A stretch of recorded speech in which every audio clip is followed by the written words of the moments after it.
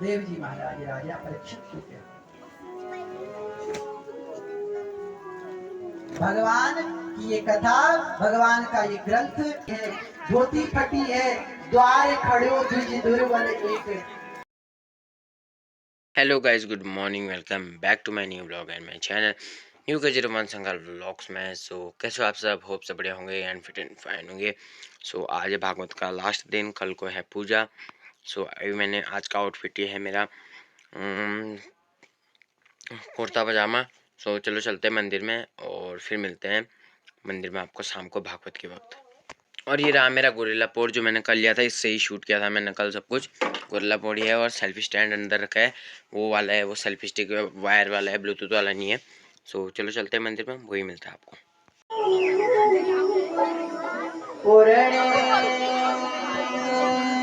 सुंदर मुखा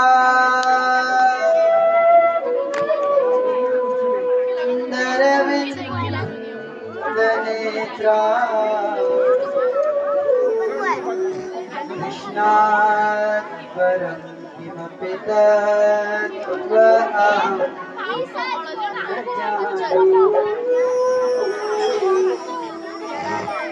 श्री राधा हरिर्ज्ञान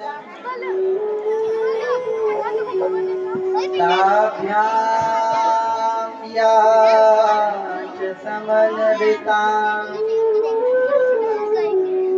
तां श्री भागवतीं गाथां वन्दे यो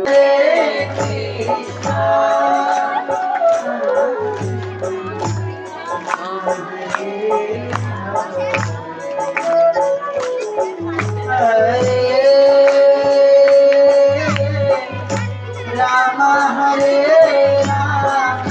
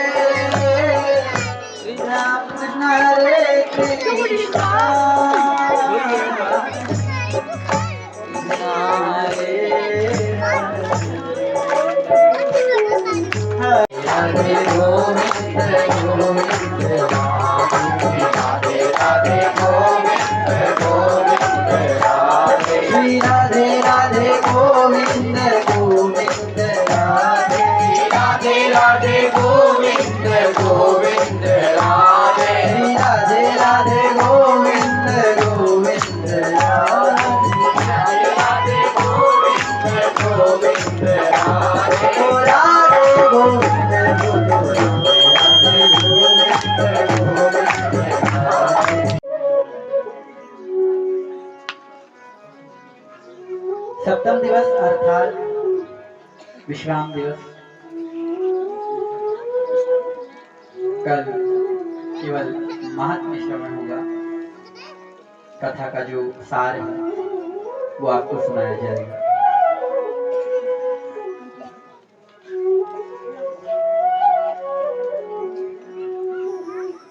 इस श्रीमद् भागवत की कथा को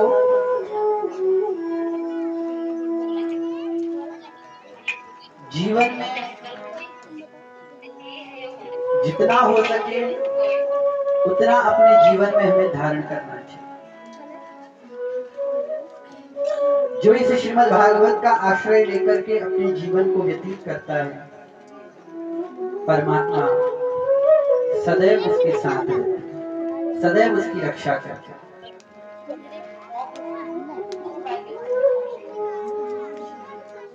और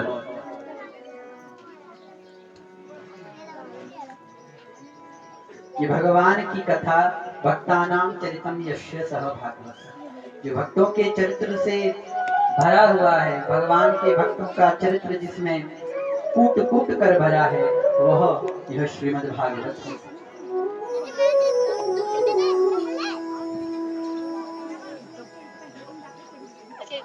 श्रीमद् भागवत की विशेषता यह है, पूर्व में भी हमने श्रवण किया कि कितना ही पतित क्यों न हो,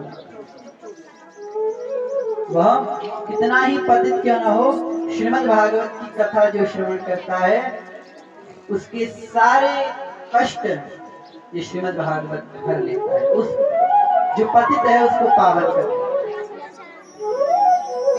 पतितों को पावन यह श्रीमद् भागवत करती है। पतितों को पावन यह श्रीमद् भागवत है।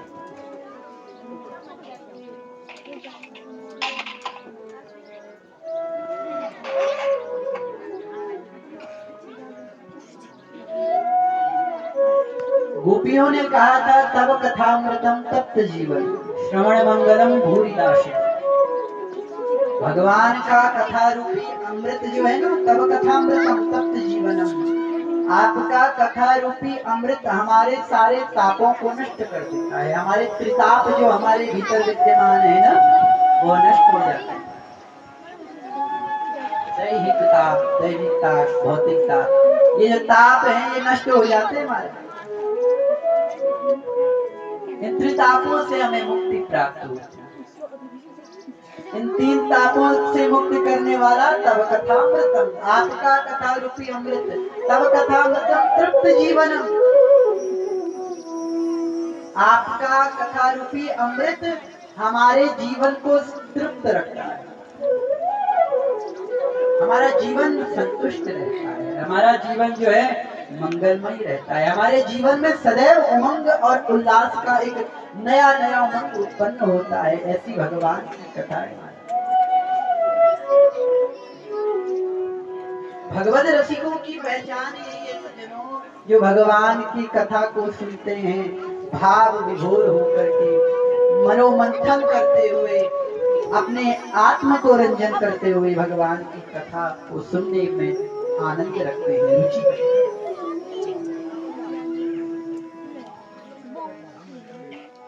प्रेम से भगवान की कथा। और आपने कथा प्रसंग में श्रवण किया उद्धव जी महाराज किस प्रकार से ब्रज जाते हैं और गोपियों से ज्ञान प्राप्त करते हैं, जबकि उद्धव जो है ना बृहस्पति के शिष्य। गोपियों ने कहा ना उद्धव से, उद्धव कि भगवान की कथा जो है ना प्रेम से जो श्रवण करता है, हम प्रेम दीवानी, वो प्रेम दीवानी, उद्धव हमें ज्ञान की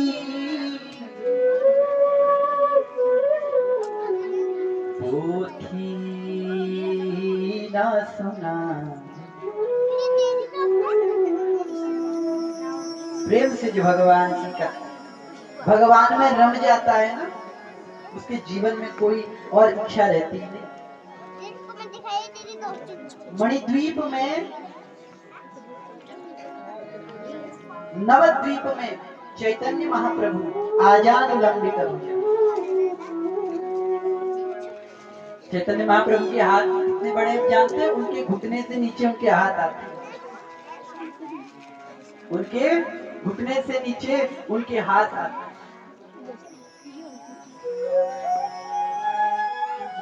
आजाद लंबित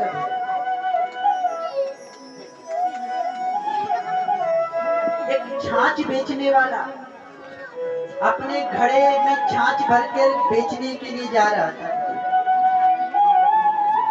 छाछ बेचने वाला ना अपने सर पर घड़ा रख करके छाछ बेचने के लिए जा रहा था, और जब छाछ बेचने के लिए निकला, मार्ग में चैतन्य महाप्रभु मिले। क्या गाते हुए चैतन्य महाप्रभु एक ही गुणगान गा रहे हैं, श्री राधे गोविंदा मन भजले हरि का प्यारा नाम है। गोविंदा मन भजले हरि का प्यारा नाम है। श्री राधे गोविंदा मन भजले हरि का प्यारा नाम है।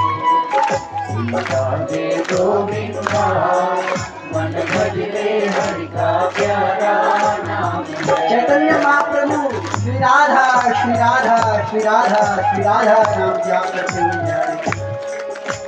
जब जाप करते हुए जा रहे थे तो मार्ग में वो छाछ बेचने वाला मिला। वो छाछ बेचने वाला मार्ग में मिला ना, तो चैतन्य महाप्रभु ने कहा, तेरे घड़ी में जल है, मुझे प्यास है। महाप्रभु ने कहा उस घड़े छाछ बेचने वाले से, छाछ के विक्रेता से, कि क्या तेरे घड़ी में जल है, मुझे प्यास है। छाछ का विक्रेता कहता है, बोले नहीं, इसमें छाछ तो नहीं है, पर इसमें जल तो नहीं है, पर छाछ है। जल नहीं है पर छाछ है, इससे भी आपकी प्यास बुझ सकती है। अच्छा था।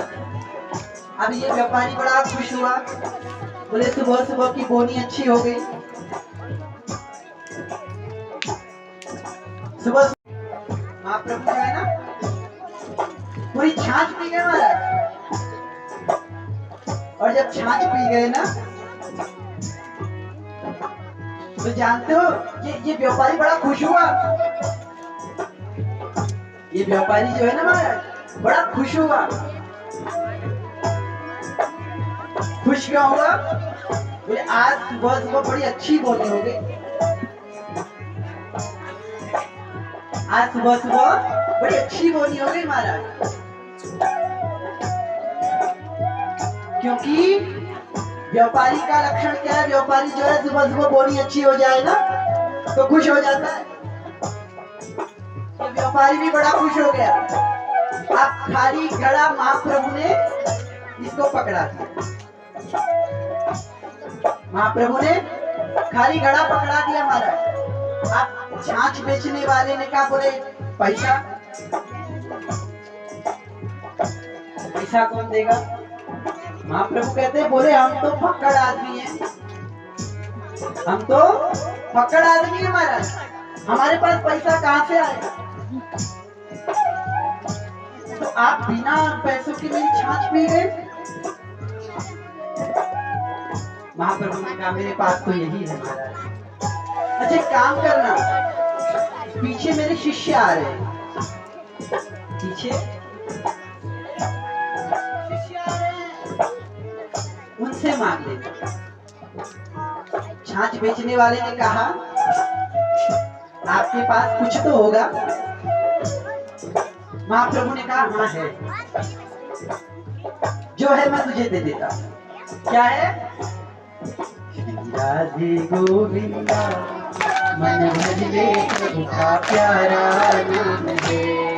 राधे गोविंदा मन भजले प्रभु का प्यारा नाम है। श्री राधे गोविंदा मन भजले प्रभु का प्यारा नाम है। राधे गोविंदा मन भजले हरि का प्यारा नाम है। गोपाला हरि का प्यारा नाम है। नंदलाला हरि का प्यारा नाम है। गोपाला हरि का प्यारा नाम है। नंदलाला हरि का प्यारा नाम है। अब जो है महाराज यही है मेरे पास, तो तू रखना है तो रख। और एक काम करना, पीछे मेरे शिष्य आ रहे हैं, उनसे मांग लेना अगर जो चाहिए होगा तो। महाप्रभु चले गए नाम गुणगान करते हुए। और जब गए ना, पीछे से उन्हीं के शिष्य आ गए, महाप्रभु के शिष्य आ रहे। और जब महाप्रभु के शिष्य आए ना, तो ये छाछ बेचने वाले ने कहा, बोले रुकिए रुकिए रुकिए रुकिए रुकिए, बोले आपके गुरुजी मेरी छाछ पी के गए थे, आपके गुरुजी मेरी छाछ पी के गए थे, बोल के गए थे पैसा आपसे ले लेना। अच्छा, शिष्यों ने कहा, अरे महाराज, जिनके गुरु फक्कड़ हैं उनके चेला कौन से टाटा अंबानी होंगे?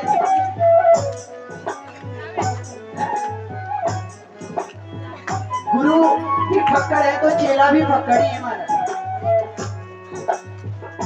हमारे कुर्ते में जेब नहीं है और तुम कहते हो पैसा दो। ये छाछ बेचने वाला कहता है कुछ तो होगा। बोले हाँ, एक ही चीज, गोपाला हरि का प्यारा नाम है, गोपाला हरि का प्यारा नाम है, गोपाला याद है प्यारा नाम है, गोपाला हरि का प्यारा नाम है, गोपाला हरि का प्यारा नाम है, गोपाला हरि का प्यारा, गोपाला हरि का प्यारा नाम है, गोपाला हरि का प्यारा नाम है। हमारे पास यही है महाराज, रखना हो रख ले। आप कुछ कह भी नहीं सकता, कह सकता है क्या? बोले संत महात्मा है, खाली में कुछ गलत श्राप दे दिया तो और आपत्ति, कुछ नहीं कहा, चले गया। घड़े पर कपड़ा रखा, घड़े पर कपड़ा रखा, और जब घड़े पर कपड़ा रखा ना तो सर पर रख करके चला गया। घड़े पर कपड़े रख करके, घड़े को सर पर रख के चले गया महाराज। और जब गया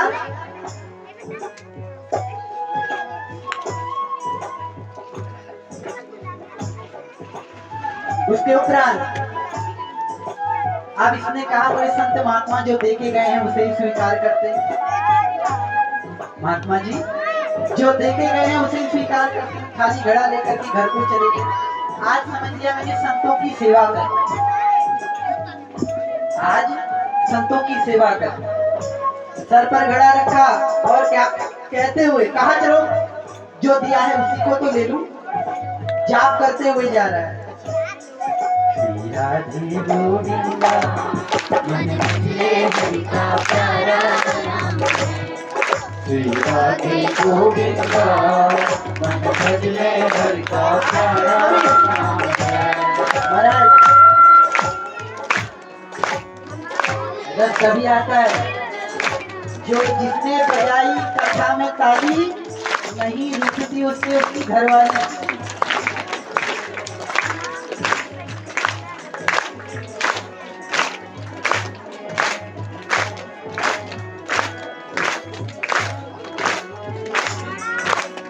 तो ये भी चले गया सर पर घड़े रखकर।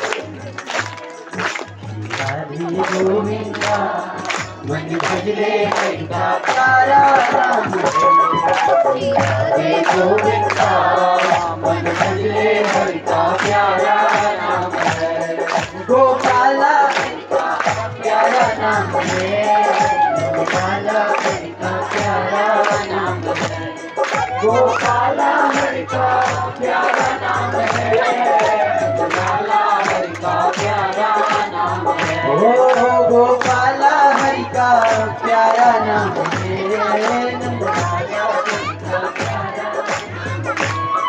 गोपाला हरि का प्यारा नाम है, गोपाला हरि का प्यारा नाम है।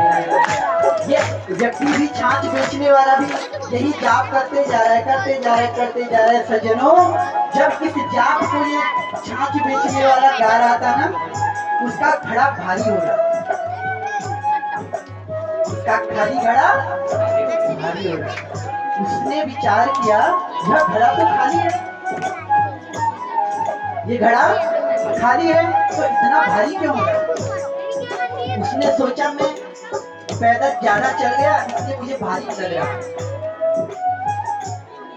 थोड़ा सा दूर और गया तो और भारी होने लग गया। अब तो गर्दन टेढ़ी हो गई महाराज, अब गर्दन टेढ़ी हो गई।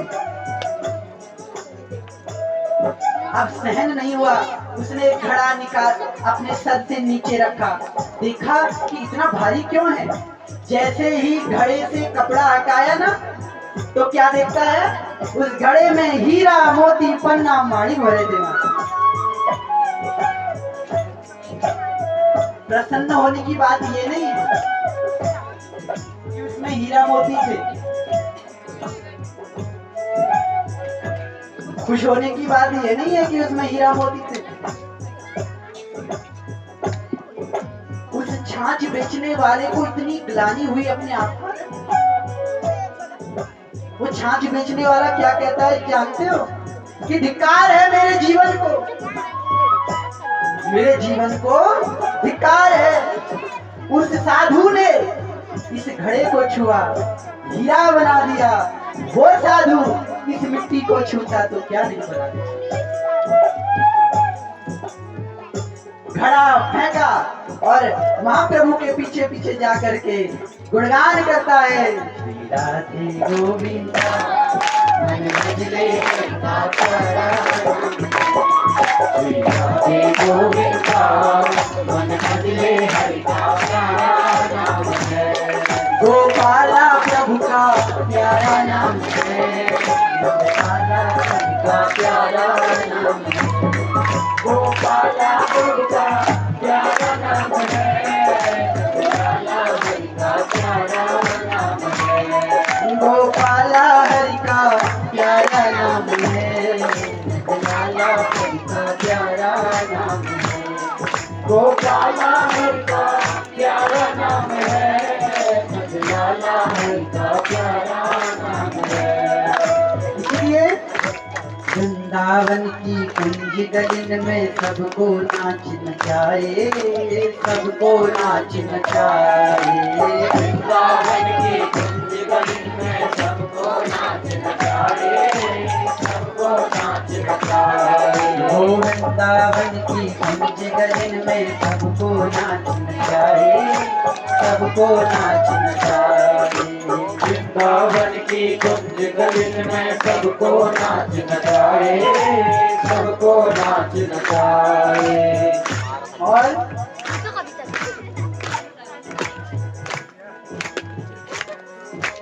मधुर मुरलिया जब भी बजावे, मधुर मुरलिया जब भी बजावे, सुध बुध सारी बिसारी, हाँ सुध बुध सारी बिसारी, ओ सुध बुध सारी बिसारी, श्री राधे गोविंदा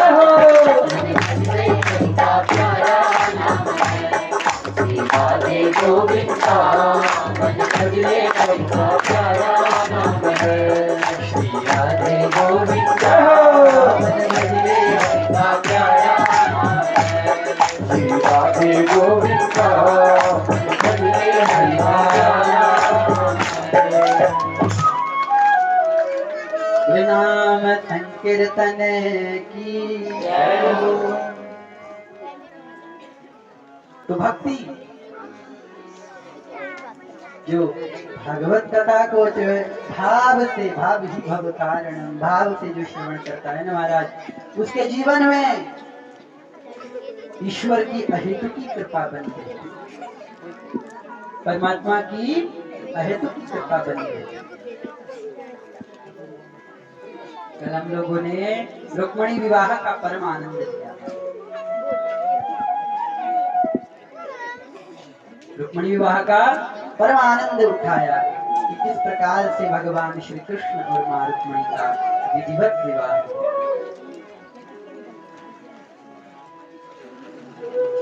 भगवान श्री कृष्ण अपने दाम्पत्य जीवन में सुखमय रूप से अपने दाम्पत्य जीवन का निर्वहन कर रहे महाराज।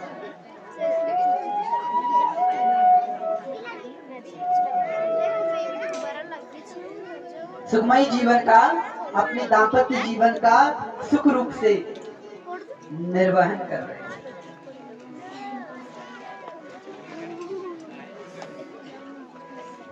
भगवान ने 8 विवाह किए और उसके पश्चात जब भगवान ने 8 विवाह किए तो एक भौमासुर नाम का असुर, एक भौमासुर नाम के असुर ने 16,100 कन्याओं को अपने बंदी गृह में डाला हुआ। 16,100 कन्याओं को बंदी गृह में डाला हुआ।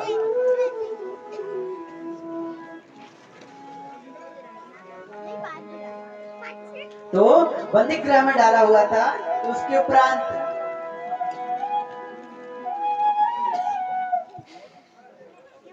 ये भौमासुर नाम के असुर का एक संकल्प था कि 20,000 कन्याओं का इसको वरण करना था। इसने संकल्प लिया था, बोले 20,000 कन्याओं का मैं वरण करूंगा। और जब 20,000 कन्याओं का मैं वरण करूंगा तो पूर्ण रूपेण मुझे इस संसार में फिर कोई पराजित नहीं कर सकता, ऐसा वरदान।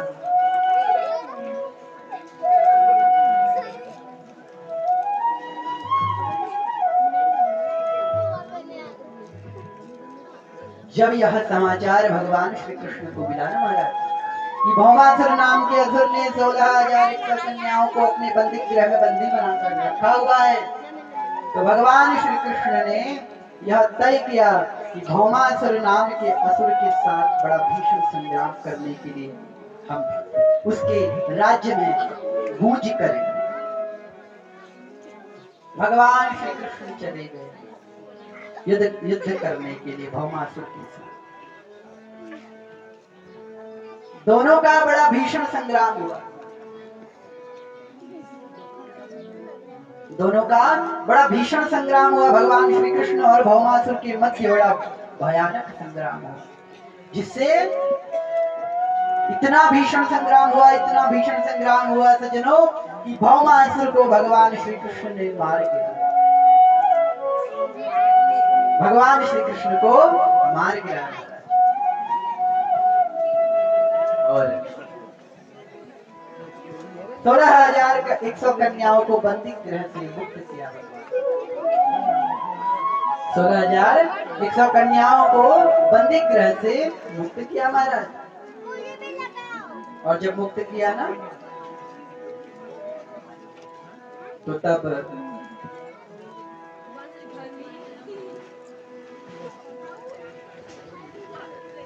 भगवान श्री कृष्ण ने इन कन्याओं से कहा, बोले अपने अपने घर जाओ। भगवान ने इन 16,100 कन्याओं से कहा कि बोले अपने अपने घर जाओ।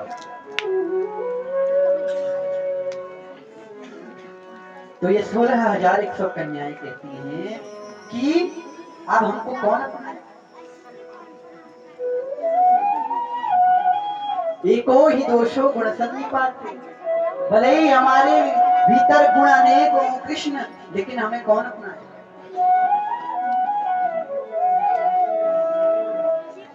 जिस प्रकार भविष्य की किरणें अर्थात चंद्रमा की किरणें बड़ी दिव्य तेज प्रदान करती है, पूर्णिमा का चंद्रमा बड़ा दिव्य तेज प्रदान करता है, लेकिन उसमें एक दाग रह जाता है, उसी प्रकार अब हमारा जीवन है। अब हमारे जीवन में हम चाहे कितने ही शुद्ध क्यों न हो, लेकिन हमारे जीवन में एक दाग लग गया कि हम भौमासुर की बंदी गृह में बंदी बने। अब हमें कौन अपनाएगा? हमारे परिवार वाले हमें नहीं अपनाएंगे। अब हम कहाँ जाएं? हमारे पास 2 विकल्प है। हमारे पास मात्र 2 विकल्प हैं, या तो आप हमारा वरण कर लें अथवा हम आत्मदाह। या तो आप हमारा वर्ण कर लें और दूसरा विकल्प हम आत्मदाह।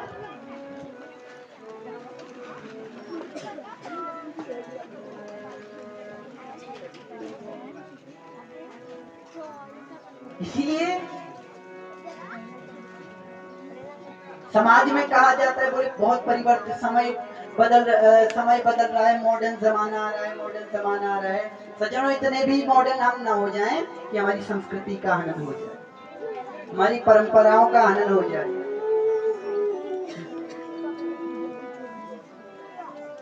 इसीलिए अपने मर्यादा के दायरे में रह करके हमें कार्य करना है।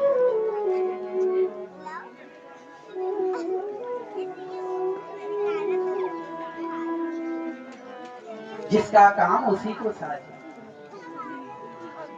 अपने मर्यादा के दायरे में रहकर ही हमें कार्य करना चाहिए। जब हम अपनी मर्यादाओं का उल्लंघन करते हैं ना महाराज, तो हम असुरक्षित हो जाते हैं।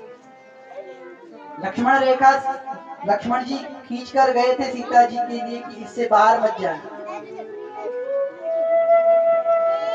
इससे बाहर मत जाना। और जब लक्ष्मण रेखा खींच के गए थे, लेकिन जब रावण आया ना, और रावण जब आया और रावण ने सीता वेश बदल कर आया, सीता जी से भिक्षा की मांग करी, तो रावण कहता है बोले इस रेखा से पार आकर मुझे भिक्षा दो। तो सीता जी पार उस लक्ष्मण रेखा से पार हो जाती हैं और रावण सीता जी को हरण कर ले जाता है। जानते हो जो लक्ष्मण रेखा है ना, वो मर्यादा की रेखा है। जब हम अपनी मर्यादाओं को लांघ लेते हैं, अपनी मर्यादाओं का पालन नहीं करते, तब हम असुरक्षित हो जाते हैं।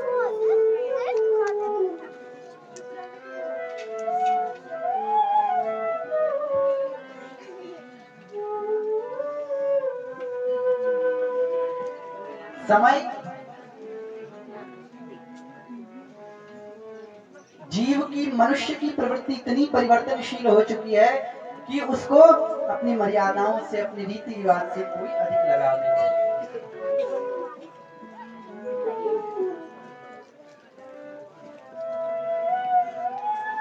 आज जिसके मन में जो आ रहा है वो कर रहा है, जिसके मन में जो आ रहा है वो कर रहा है, और अंततो गत्वा होता परिणाम क्या है, बोले दुखी हो जाते हैं।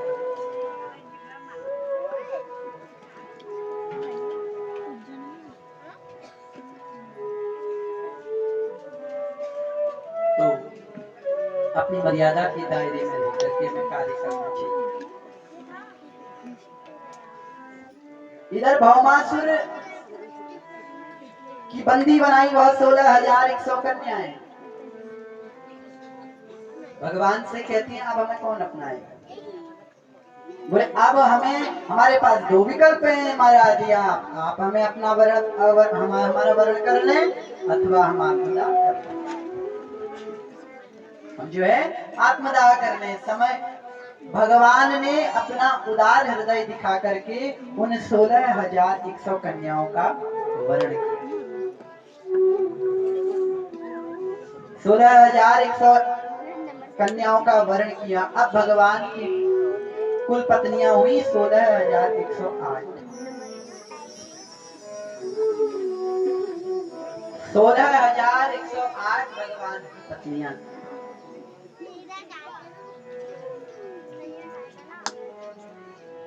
अब देवर्षि नारद को आश्चर्य में पड़े कि भगवान की 16,108 रानियां हैं। भगवान अधिक समय किसे देते होंगे? वास्तविक सी बात है कि अधिक समय रुक्मिणी जी को देते होंगे, अधिक समय रुक्मिणी जी को देते होंगे। तो देवर्षि नारद गए द्वारिका में और देखने लगे कि किसके साथ अधिक समय भगवान देते हैं महाराज। और देखा तो रुक्मिणी जी के कक्ष में गए तो रुक्मिणी जी के पास बैठ करके वार्तालाप कर रहे थे भगवान। तो देवर्षि नारद ने विचार किया, बोले अच्छा मौका है, बोले भगवान यहाँ है, एक काम करता हूँ सत्यभामा जी के पास जाता हूँ और भगवान के खिलाफ सत्यभामा को भड़का देते हैं। बोले भगवान तो आपको समय देते ही नहीं है, बोले रुक्मिणी जी के साथ ही रहते हैं, आपको भगवान समय देते ही नहीं है। नारद जी चले गए सत्यभामा जी के पास। अब सत्यभामा जी के पास जाकर क्या देखते हैं कि भगवान वहां खीर खा रहे हैं। भगवान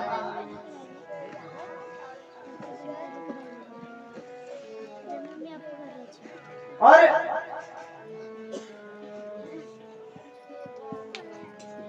चलो भगवान ने कहा हो सकता है रुक्मिणी जी के पास यहाँ आ गए, उनके बाद यहाँ आ गए, चलो सुमित्रा जी के पास चलते हैं। सुमित्रा जी के पास देखा तो वहां भगवान मालपुआ खा रहे। नारद जी को आश्चर्य हुआ, इतनी जल्दी भगवान यहाँ पहुंच जा रहे हैं। सबके घरों में जाकर देखते हैं, 8 रानियों के घरों में जाकर देखते हैं भगवान कुछ ना कुछ लीलाएं कर रहे होते। और फिर अन्य रानियों के कक्ष में भी जाते हैं तो भगवान वहां भी मिल जाते हैं।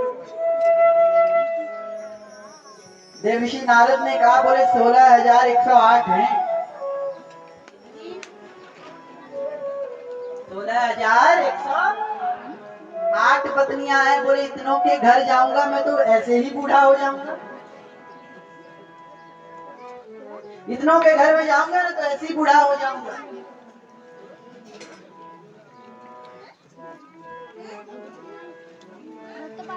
सोलह 16,108 पत्नियां भगवान। इसीलिए कहते हैं भगवान की तुलना स्वयं से करना बड़ा जटिल है ना। हम कहते हैं बोले भगवान ने किया हम क्यों नहीं कर सकते। भगवान ने किया हम क्यों नहीं कर सकते। अरे भगवान ने किया, उनकी भागवत बनी। भगवान ने किया, उनकी क्या बनी, भागवत बनी। हम करेंगे ना तो हमारी बनेगी भागमत।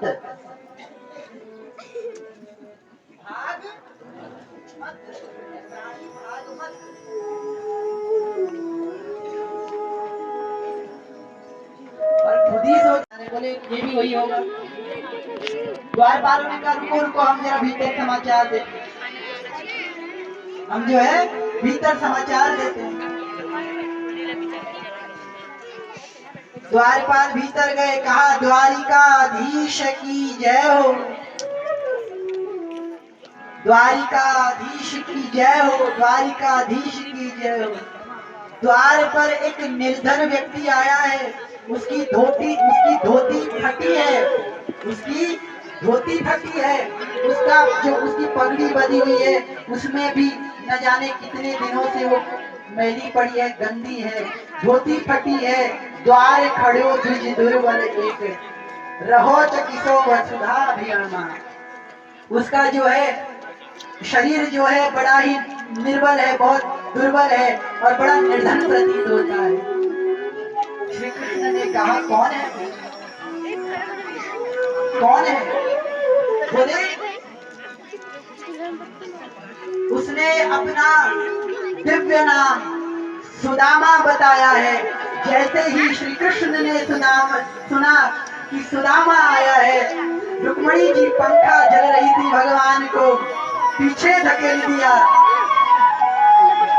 और उसके बाद सत्यभामा भगवान को जल दे रही थी, पीछे धकेल दिया। आज भगवान अपने चरण पादुका पहनना भूल गए, उनके कंधे से उनका पीतांबर पृथ्वी पर निधड़ने लगा। आइए हम भी सुदामा जी महाराज का दर्शन।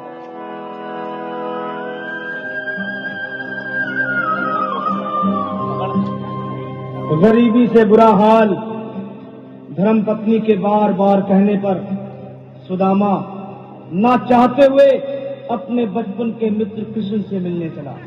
द्वारकाधीश के महलों के अंदर जाने का प्रयास किया तो द्वारपालों ने रोका। है किधर जाता है।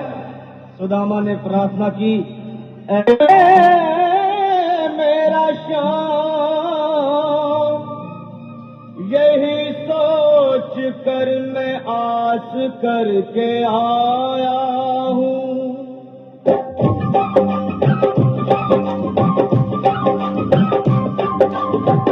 अरे द्वारपालो कन्हैया से कह दो, अरे द्वारपालो कन्हैया से कह दो के दर पे सुदामा गरीब आ गया है, के दर पे सुदामा गरीब आ गया है।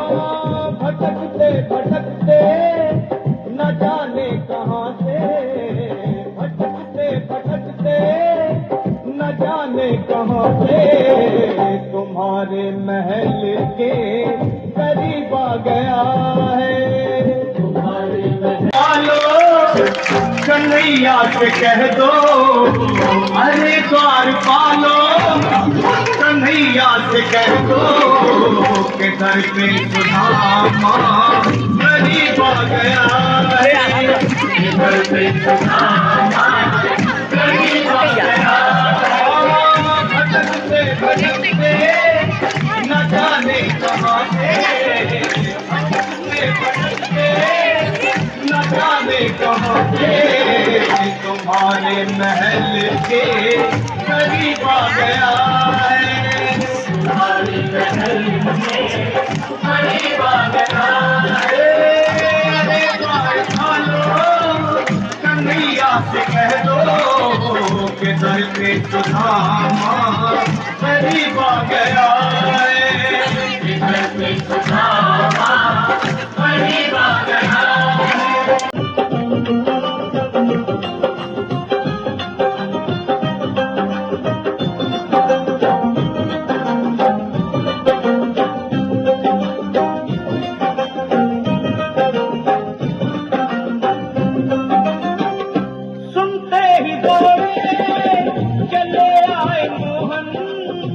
लगाया गले से सुदामा को मोहन, हाँ लगाया गले से सुदामा को मोहन, लगाया गले। चलो अपनी पुरानी फटी सी धोती पहनी और वही ऊपर से अंगोछा डाला, उसके बाद जाने लगे। और जब द्वारिका से बाहर जाने लगे ना, तो द्वारिका वासी देख करके आश्चर्य में हो गए। पहली बार ऐसा कोई व्यक्ति आया इस द्वारिका में जो जैसे आया था वैसे ही गया है। अर्थात जो राजा के दरबार में आता है कुछ ना कुछ उसको भीख मिलता ही है, लेकिन कृष्ण और सुदामा की सच्ची मित्रता को देख करके पूरे द्वारिका वासी कृष्ण सुदामा की मित्रता को विशाल देने लगे कि पहली बार ऐसा मित्र देखा जो खाली आया था और खाली ही गया। इसीलिए भगवान ने धोती उतरवाई थी कि पुरानी धोती पहन के अपने नगर पहुंचे। और नगर पहुंच करके देखा कि वहां लक्ष्मी जी ने अर्थात रुक्मिणी जी ने लक्ष्मी अवतार धारण करके कुबेर विश्वकर्मा को आदेश दिया और सुदामा जी महाराज को के छोटी सी कुटिया को एक बहुत दिव्य महल में बदल दिया, बड़े दिव्य महल में बदल दिया। सुदामा जी महाराज कृष्ण को अपने सखा भी मानते थे। सुदामा जी महाराज भगवान को अपने आराध्य भी समझते थे।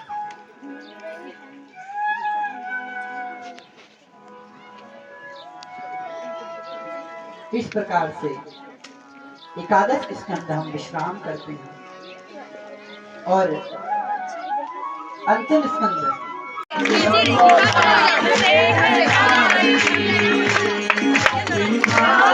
भगवान की है आरती, पापियों को माफ से है आरती। भगवान की है आरती, पापियों को माफ से है आरती।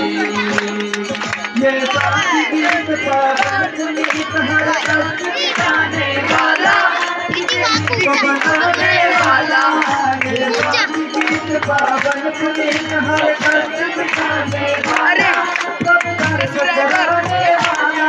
ये दुख करनी है दुख हरी, दुख करनी है दुख हरी, पूजन की आरती, पापियों को पाप से है आरती। भगवान की है आरती, पापियों को पाप से है आरती।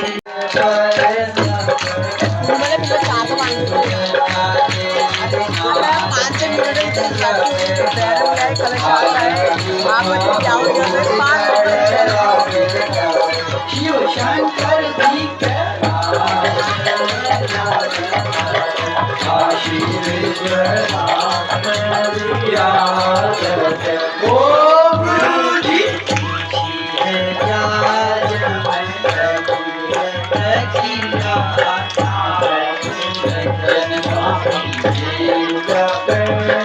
श्री देश की शंभु एक काल गुरु जी शंकर जी के राज ओ गुरु जी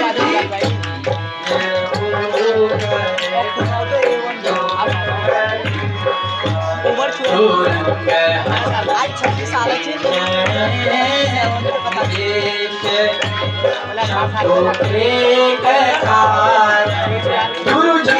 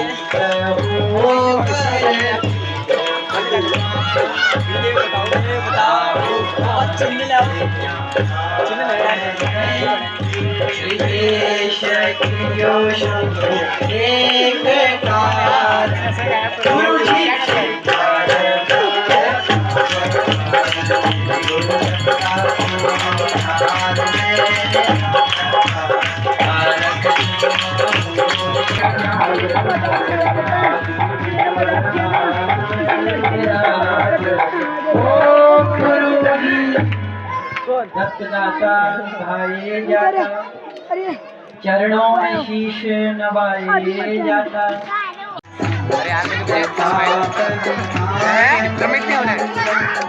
अपना मार्ग छोड़ के कहीं नहीं आने हैं। भटकावा है व्यास बनना है। इससे सोचे आप इससे सोचे चाहे कर दो साल लागो। और बताइए किससे बात कर रहे हैं आप? बता दिए बताएं।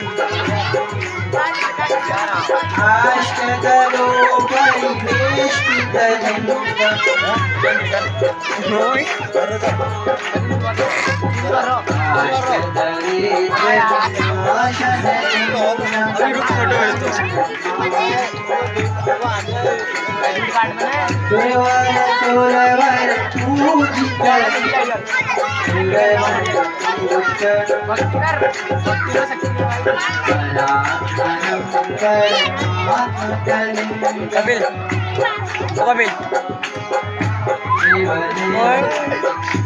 गाइस मैं आ चुका हूँ घर और इसका जो पिछला वाला ब्लॉग था वो मतलब एक शॉर्ट डाली थी मैंने, उसमें व्यूज़ बिल्कुल नहीं आए थे, 1 घंटे से 0 ही थे। तो मैंने सोचा यूट्यूब स्टूडियो में जाके डिलीट मार देता हूँ। डैशबोर्ड में आया, मेरे को ध्यान नहीं था, मैंने वही वाली वीडियो डिलीट मार दी यार। अब गैलरी में दोबारा वीडियो डाल भी नहीं सकता, बैकअप भी नहीं है उसका। सो मैंने बोला छोड़ो रहने दो अब। और अभी मैं घर आ चुका हूँ। आज सुदामा और बलराम आज मतलब भागवत ख़त्म हो चुकी है। अब कल को पारायण होगा, बस फिर परसों से वैसे होगा। मतलब बुरा तो लग रहा है कि आज ख़त्म हो गया है। और अभी कितने बज रहे हैं? अभी बज रहे हैं 12:30। सो आज मतलब कल भंडारा है ना, तो कल 1:30 बजे से खाना स्टार्ट हो जाएगा। तो इस वजह से वो 1:30 मतलब 1:30। सो इस वजह से अभी आज रात भर वहाँ काम कर रहे थे, तो मैं एडिटिंग करने के लिए थोड़ा घर आ गया। अभी बज रहे हैं 12:30। सो मैं चले जाऊँगा घर से। अभी 1-1.5 घंटा एडिटिंग करता हूँ, 3 बजे घर से जाऊँगा, फिर 3 बजे से वहीं रहूँगा। मतलब आज जागरण है, मान लो सोया नहीं हूँ। सो अभी एडिटिंग करते हैं, फिर नया ब्लॉग स्टार्ट करेंगे, निकलते हैं फिर मंदिर को। तब तक के लिए बाय, दूसरे ब्लॉग में मिलते हैं।